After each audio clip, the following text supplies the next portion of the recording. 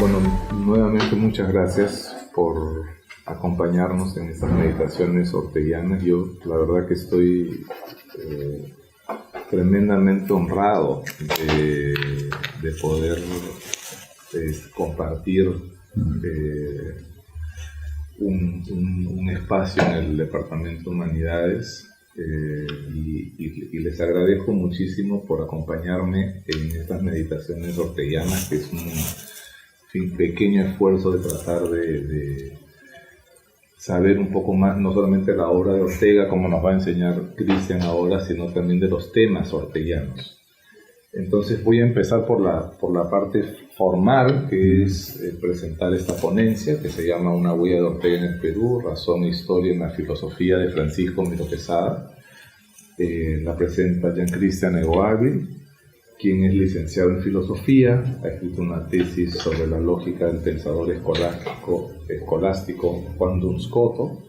Actualmente trabaja como asistente de investigación del profesor Alonso Villarán en el Centro de Investigación de la Universidad del Pacífico, y además colabora con el proyecto de estudios indianos en la misma universidad que lleva Martina Binatea, en proyectos como la traducción del libro de Emblemas Rosarimenses, Seu Símbola, y con una serie de entradas y reseñas en torno al pensamiento político filosófico virreinal peruano. Y además, en una nota personal, teniendo la oficina frente a la de Cristian, soy testigo de excepción de su extraordinaria dedicación al trabajo. Cada vez que yo llego y ya lo veo sentado ahí, en fin, me genera, digamos, un remordimiento en la conciencia porque yo no he llegado más temprano, y cuando me voy todavía está ahí, entonces es peor. Entonces creo que es un modelo realmente de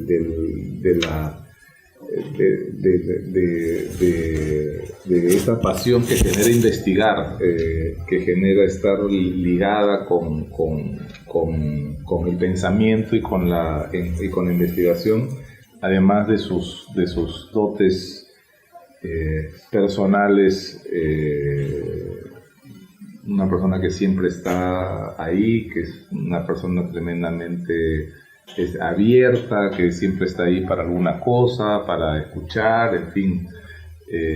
Así que doblemente tengo gusto, Cristian, hoy día de presentarte, y sin más, pasamos a tu ponencia. Gracias. Bueno, buenos días a todos. Quiero agradecer a Mauricio por esta presentación y por invitarme también a participar de estas conferencias. Quiero agradecer también al profesor Alonso Villarán, porque con él...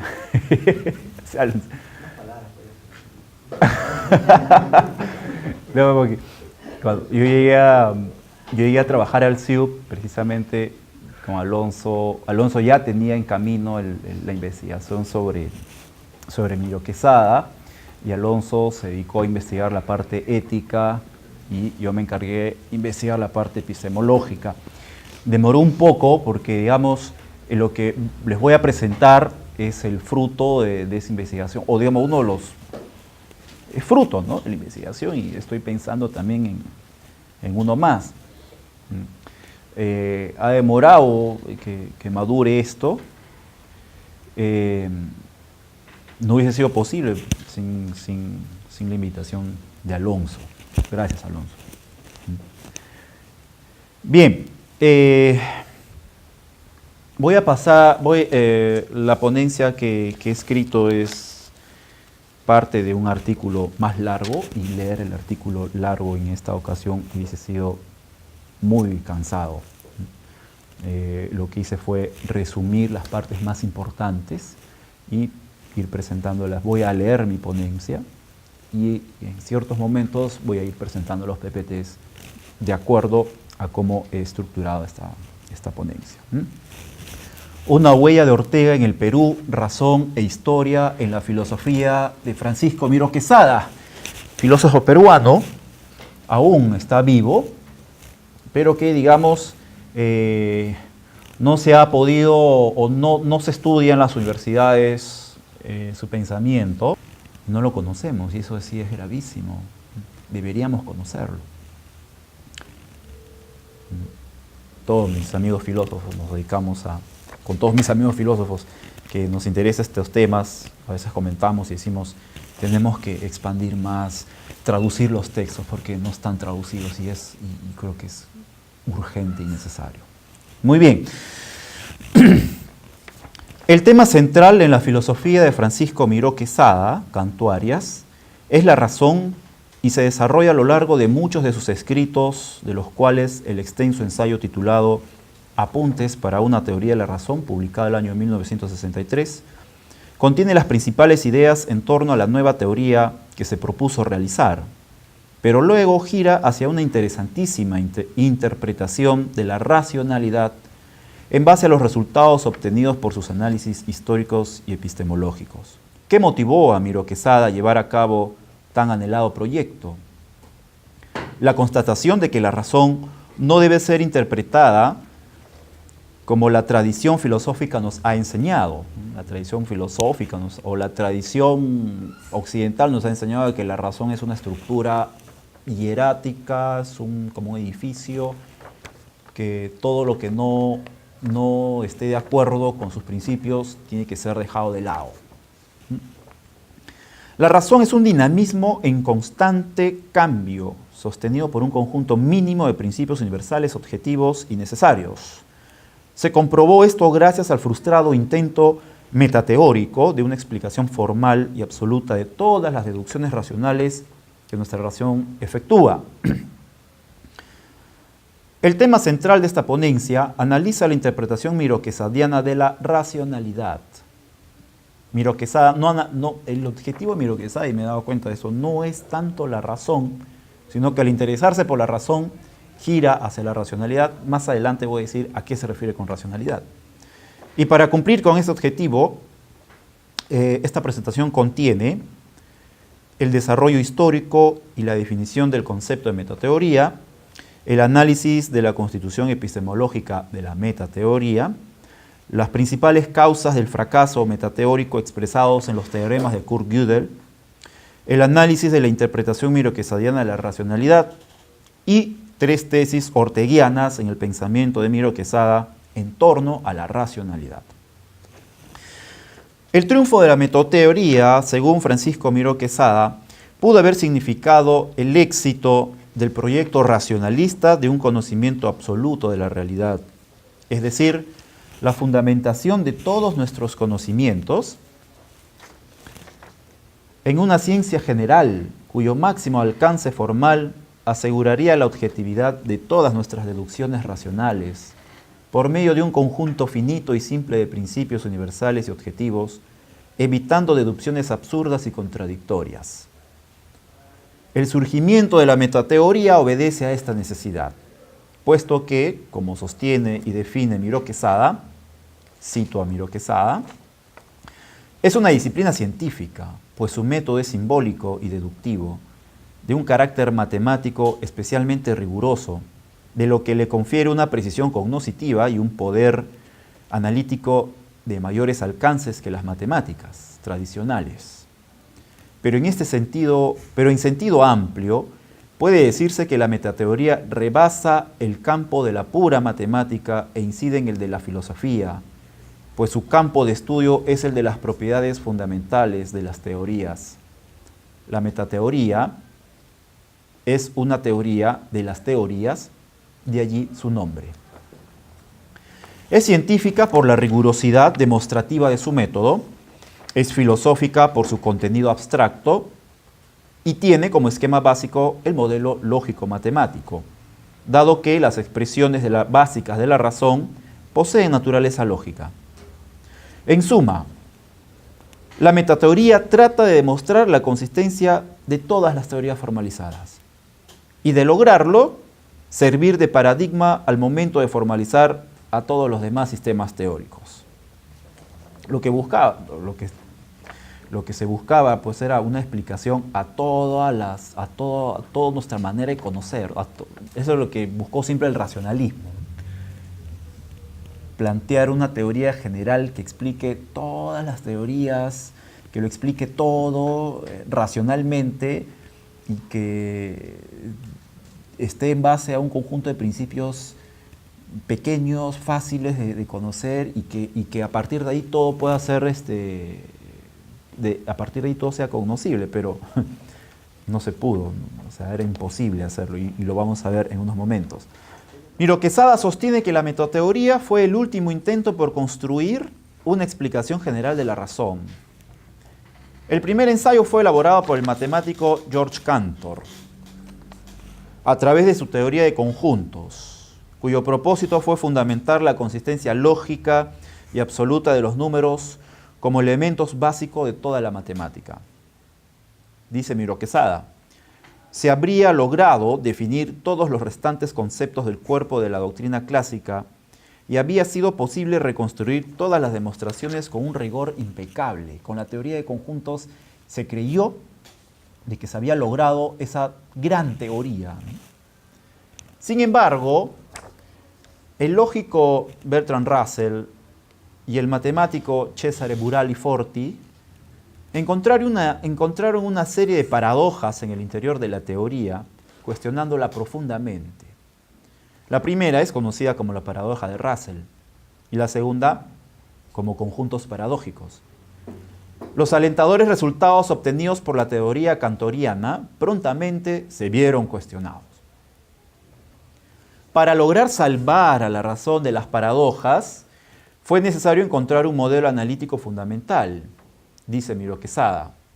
Había que encontrar un método más radical que todos los disponibles, que permitiese abordar el problema de las paradojas mediante un procedimiento que estuviera libre de toda circularidad. De esta exigencia radical de racionalidad, de este afán típicamente occidental de fundamentación absoluta, surge la metateoría. El matemático David Hilbert elaboró dicha propuesta teórica denominada como sistema formal o teoría de la prueba, cuyo método es la metamatemática. Esta fue un constructo teórico que cumplía con los requisitos de universalidad, objetividad y absolutibilidad propios de la formalización, cuyos elementos, axiomas, teoremas, reglas de derivación, entre otros, carentes de significado, obedecen a unas reglas deductivas rigurosas y universales. Y a partir de esas proposiciones, y con base en principios lógicos, afirma Hilbert, podemos obtener en su totalidad el edificio conceptual que subyace a la disciplina en cuestión, la metateoría. ¿Qué es una teoría formalizada? ¿Cómo se consigue una?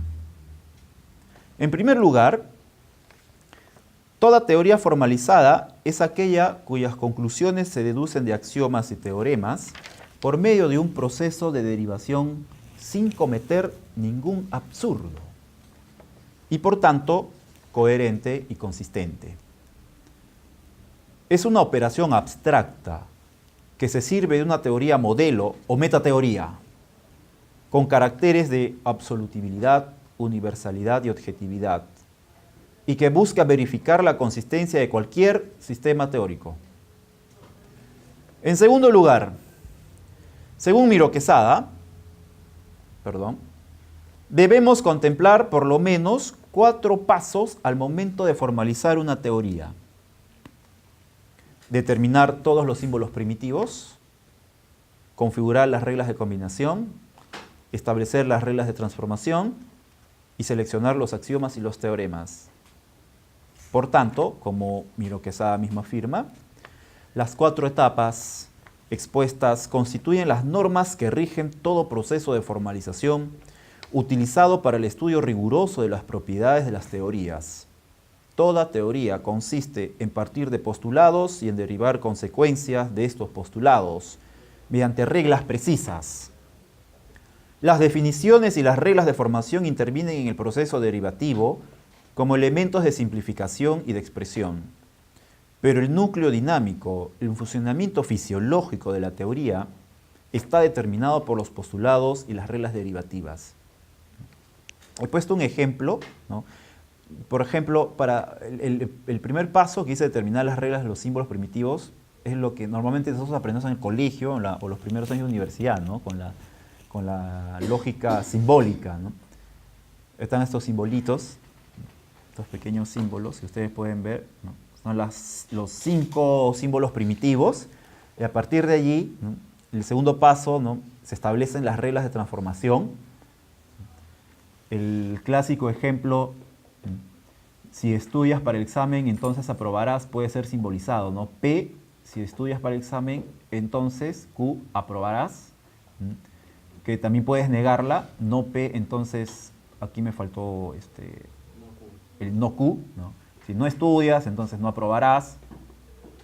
Pero no puedo decir no P, pero no puedo decir entonces P no Q. No puedo decir entonces aprobarás si no estudiar. No puedo decir no Q, no P. Estas no dicen nada en absoluto y simplemente son absurdas. Precisamente la metateoría o digamos la formalización busca eliminar todas estas conclusiones o todas estas fallas que la razón comete. A continuación las reglas de transformación, ¿no? Como por ejemplo la regla de sustitución, la regla de separación, y hay un montón más de reglas. Y el último paso, yo lo he sacado del Principia Matemática de Russell. Y estos son los teoremas los primeros teoremas con los cuales él escribe todo su libro, ¿no? Si P o P, entonces P, si P... Entonces, a este nivel de abstracción y de frialdad, digámoslo así, llega la formalización. Pero, como veremos ya en breves minutos, ese intento, esa confianza de haber alcanzado, mediante este lenguaje frío, de haber alcanzado ya la capacidad de conocerlo todo, se cae. El objetivo último de esta formalización es encontrar un principio absoluto del cual dependa toda derivación racional, como afirma Hilbert. El examen crítico de estas demostraciones puso de manifiesto que en realidad no se trataba efectivamente de pruebas. Lo que con ellas se logra es fundamentalmente una reducción a otras proposiciones localizadas en un plano más profundo, a las que debemos considerar ahora como axiomas, esto es, como los axiomas que reemplazan a las anteriores.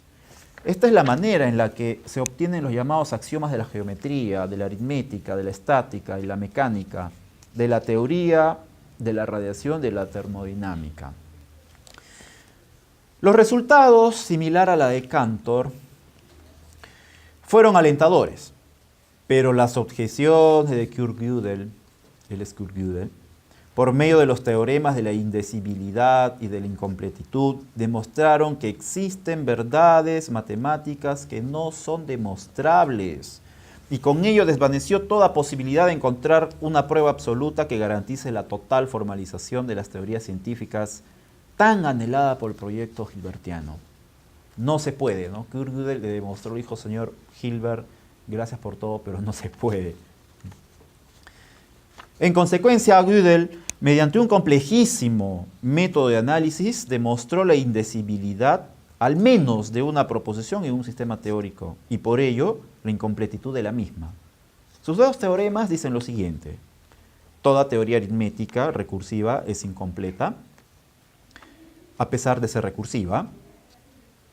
La fórmula consistente T de toda teoría aritmética recursiva y consistente T no es un teorema. Suena muy frío, pero aquí va la explicación. Con lo cual, si hasta entonces se sostuvo que todo sistema teórico es completo, porque el lenguaje que lo compone es deducible de sí mismo y es consistente, porque sus deducciones no generan contradicciones, los resultados de Gödel comprueban todo lo contrario. Todo sistema teórico tiene al menos una proposición no derivable, que no se puede derivar. Existe, no se puede derivar.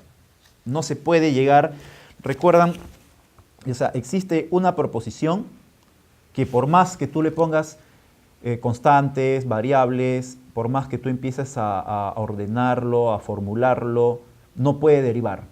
pero sí existe, pero no lo puedes derivar.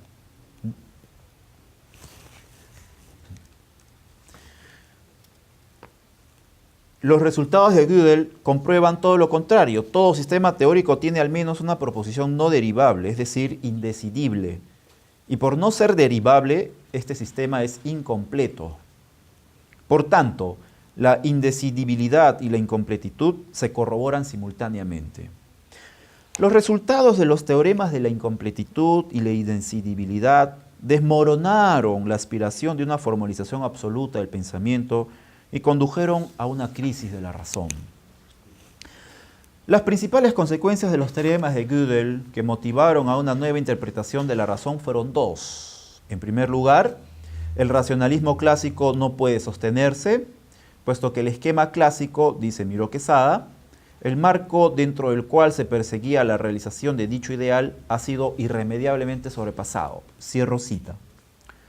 La idea de la razón, organizada hieráticamente en base a un conjunto de principios supremos inmunes al cambio, debe quedar de lado. En segundo lugar, el aspecto más profundo, afirma el filósofo peruano, e incitante del problema es, como hemos visto, el descubrimiento de una relación esencial entre la intuición y el lenguaje formal. Es decir, la razón tiene una...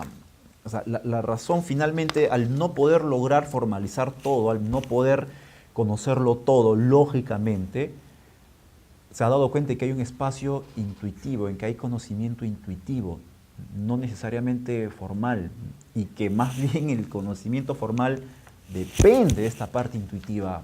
Esto es lo que ha demostrado Gödel, ¿no? Y yo creo que es uno de los grandes descubrimientos actuales en matemáticas y todo. En segundo lugar, el aspecto más profundo e incitante del problema es, como hemos visto, el descubrimiento de una relación esencial entre la intuición y el lenguaje formal. Quizás sea esta afirmación la consecuencia más audaz que extrae Miró Quesada, puesto que tanto la formalización como la intuición no se excluyen, sino que desde esta relación surge la necesidad de alcanzar una visión de la razón que permita comprender la compatibilidad de una variación en los principios con la exigencia inevitable de una validez suprahistórica de los conocimientos racionalmente constituidos. ¿Qué ha ocurrido en el interior de la razón para que los resultados obtenidos por Gödel la despojen de su eterna seguridad epistemológica? ¿Es posible sostener una nueva teoría de la razón? No se trata de una interpretación miroquesadiana de la razón como la entidad por excelencia que fundamenta nuestros conocimientos.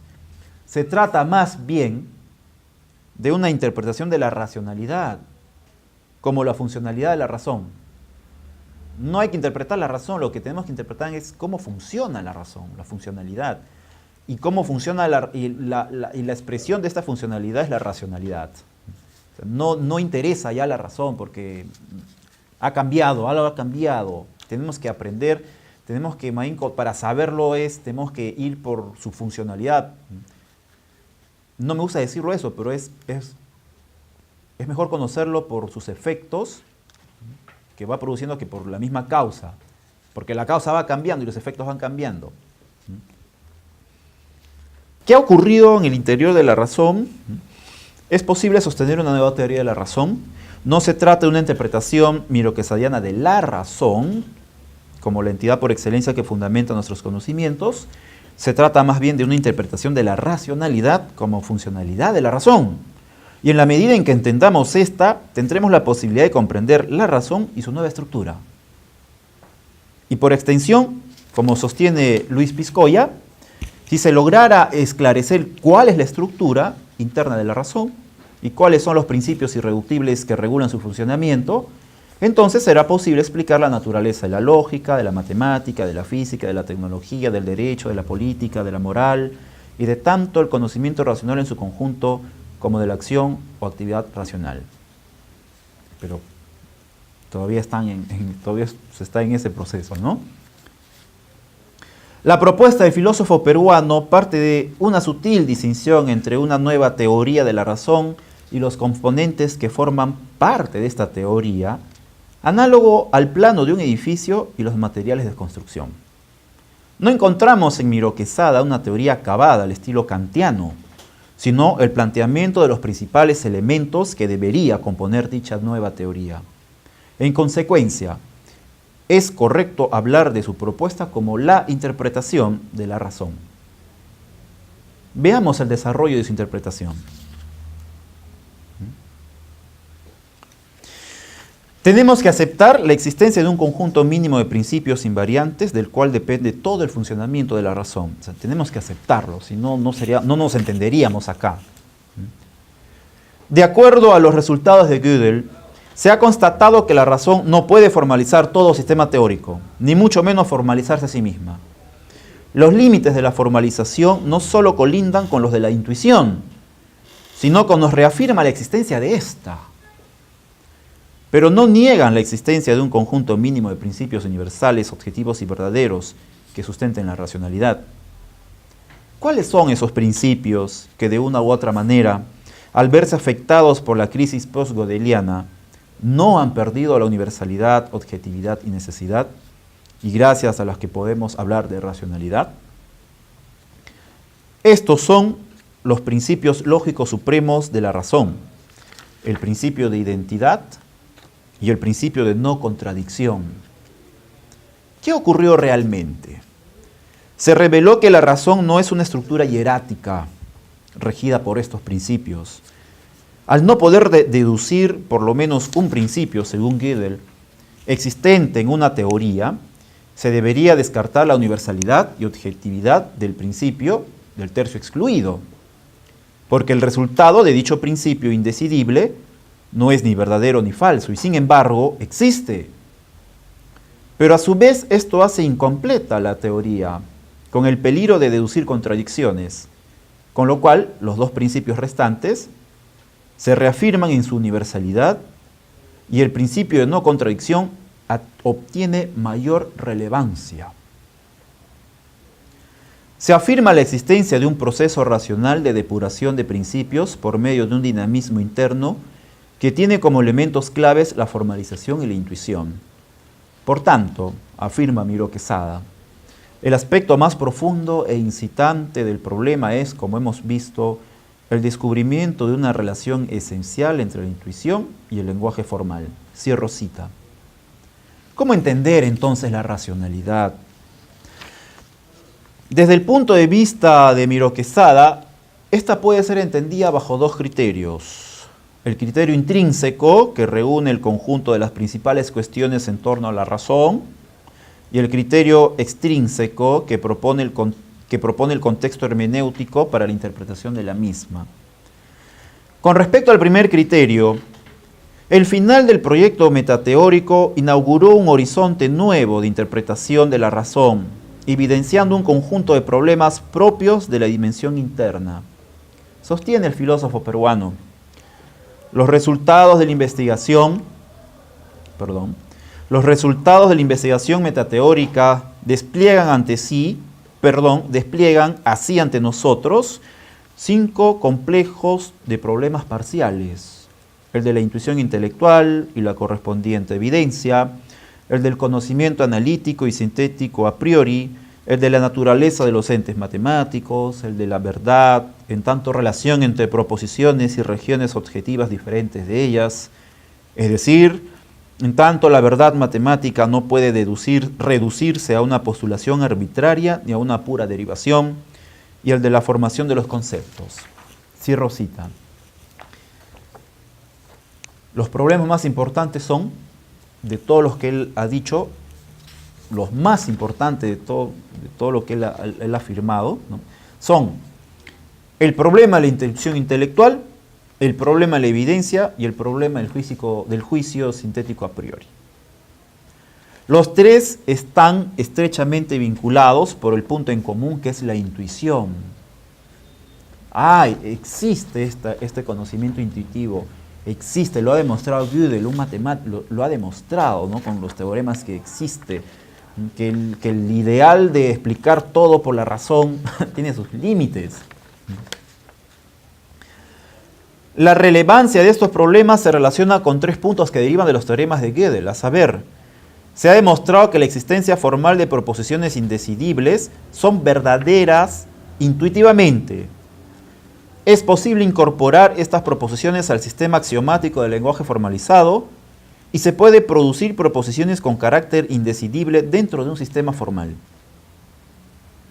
Estos problemas se caracterizan por 2 cosas. En primer lugar, no pertenecen a la perspectiva racionalista clásica, justo a lo que les decía esta idea clásica de que la razón es un esquema que lo puede conocer todo y lo puede explicar. Ya no, esa idea hay que descartarlo, dice Gödel. No pertenecen a la perspectiva racionalista clásica, sino a un horizonte distinto, que podríamos denominar como racionalismo dinámico, cuyo antecedente más próximo es el raciovitalismo orteguiano, en la medida en que ambas aceptan el dinamismo interno de la razón, dirigido por principios mínimos, absolutos y universales. En segundo lugar, estos problemas son interdependientes y su problematicidad apunta a lo más esencial, el problema de la razón. La intuición intelectual, el modo en cómo aprendemos los objetos de nuestro conocimiento, con evidencia y distinción, remite directamente al fundamento de nuestro conocimiento no formalizado. Y en este sentido, a los primeros límites de la racionalidad. La interpretación miroquesadiana opta por una renovada idea de intuición.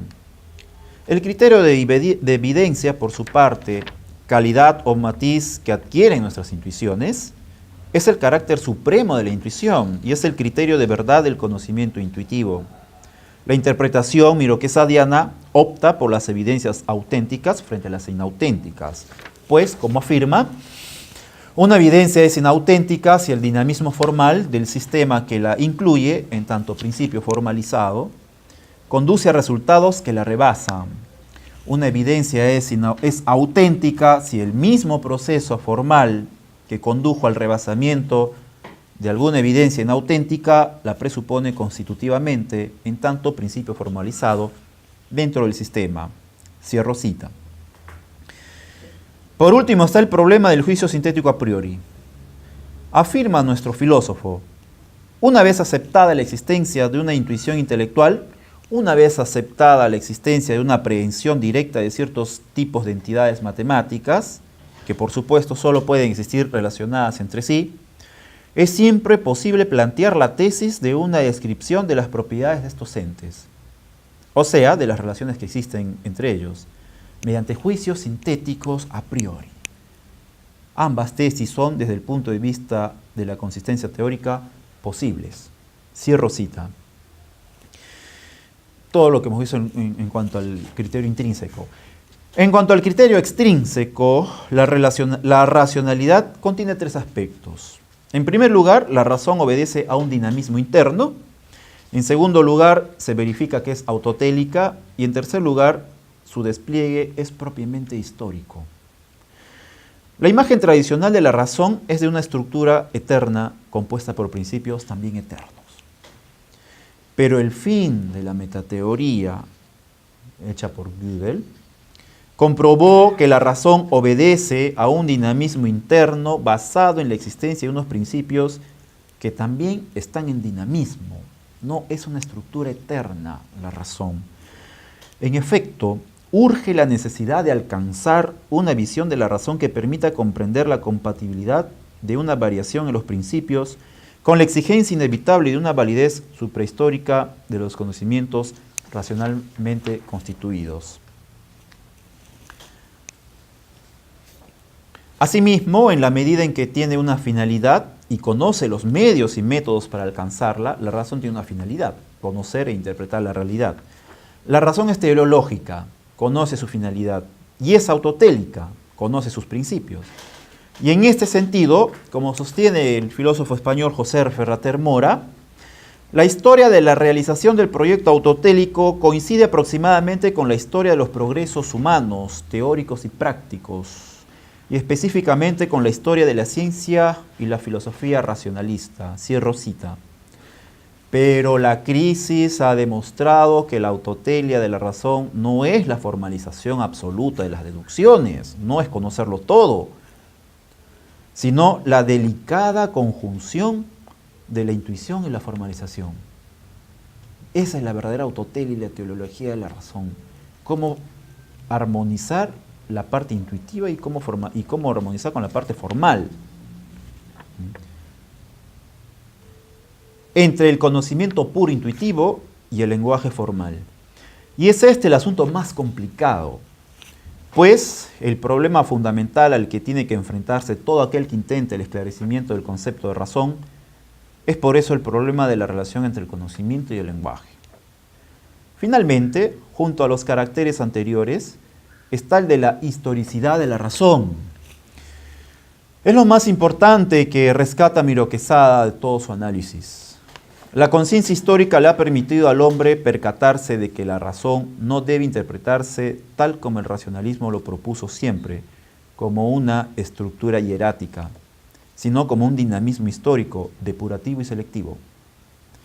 En este sentido, afirma Miro Quezada, la razón es histórica porque los principios evolucionan a través del tiempo.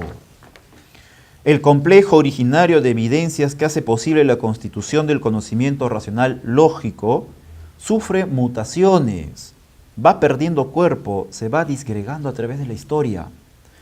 Pero este proceso no conduce a una disolución final, si no, no nos entenderíamos, ¿no? A una relativización total de la razón. Este proceso tiene una dirección, está impulsado por un vector, la depuración de las evidencias racionales a través del rigor de la formalización. La formalización es así una especie de filtro de la razón, no es la razón, es una especie de filtro, exigido por el sentido mismo del conocimiento racional. Sin este filtro, la razón pierde equilibrio y seguridad. Cierro cita. Ya me queda poquito. ¿Cuál es la importancia de la historia en la interpretación de la racionalidad?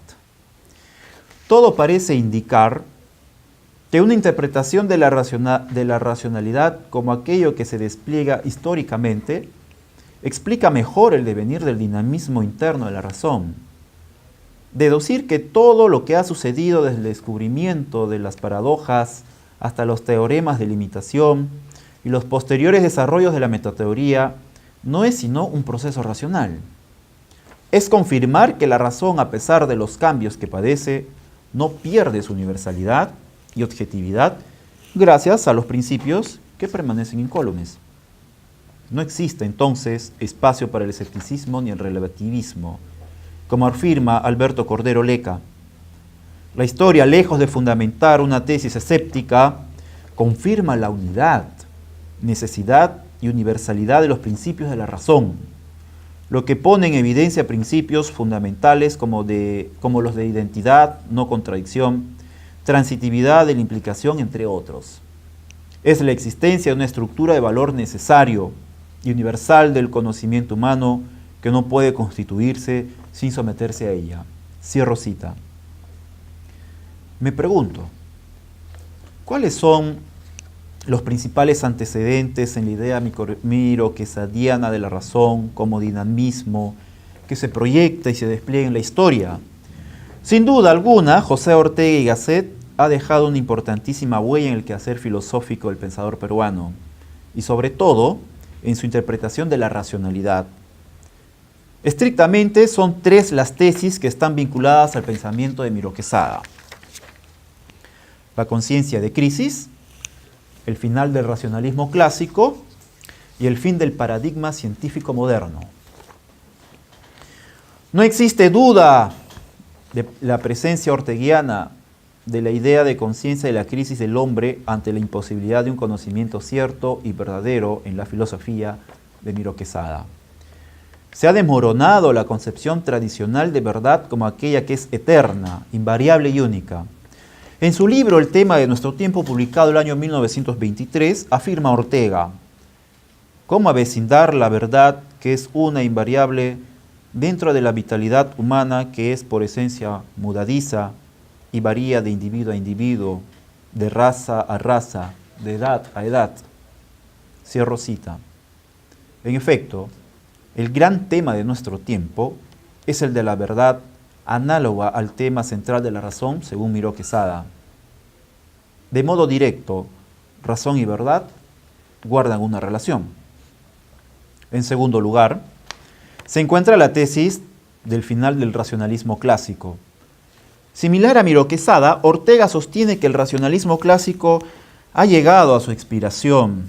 No obstante, el filósofo español sostiene que la causa de este desenlace es el antihistoricismo del racionalismo, puesto que inventa una realidad eterna, ahistórica, inamovible y separada a la nuestra, donde solo nuestro intelecto puede participar. Y fruto de esta separación epistemológica y ontológica es la teorización de las realidades de la vida, que finalmente rebasan todo intento de formalización. Por esta razón, afirma Ortega, el tema de nuestro tiempo consiste en someter la razón a la vitalidad, localizarlas dentro de lo biológico, supeditarla a lo espontáneo. Dentro de pocos años parecerá absurdo que se haya exigido a la vida ponerse al servicio de la cultura. La misión del tiempo nuevo es precisamente convertir la relación y mostrar que es la cultura, la razón, el arte, la ética, quienes han de servir a la vida. Cierro cita. En tercer lugar, y para finalizar, debemos mencionar la tesis del cambio de paradigma científico. Así como Miró Quesada comprende que el paradigma de ciencia es insostenible por las razones que ya hemos visto, por la crisis, por las consecuencias que hubo de los teoremas de Gödel.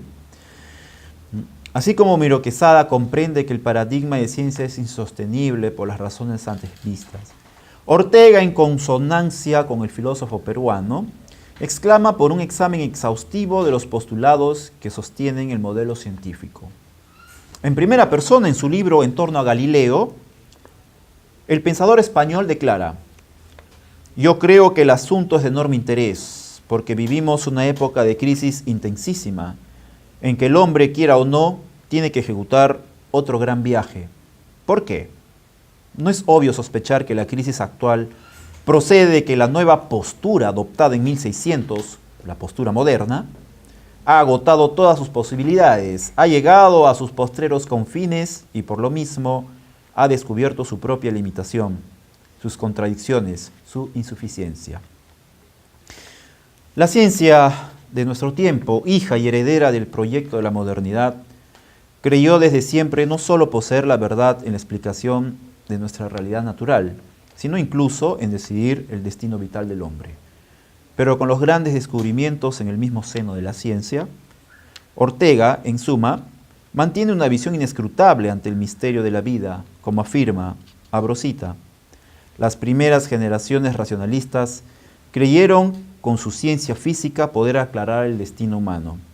Descartes mismo escribió ya un tratado del hombre.